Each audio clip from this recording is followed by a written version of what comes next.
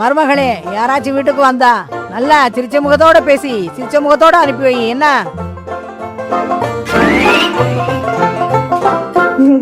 வாங்க வாங்க, எப்படி இருக்கீங்க? நல்லா இருக்கீங்களா?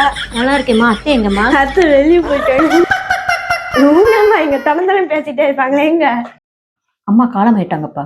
ஓ, காலம் ஆயிட்டாங்களா? உட்காருங்கம்மா, கொஞ்சம் உட்காருங்க, கொஞ்சம் உட்காருங்க.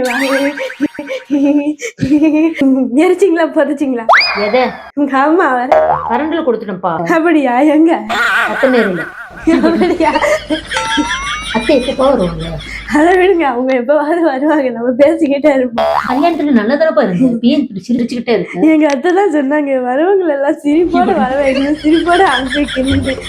சரிப்பா, அத்தை வந்தா சொல்லிரு, நான் போயிட்டு வரேன்ப்பா. சரி சரி.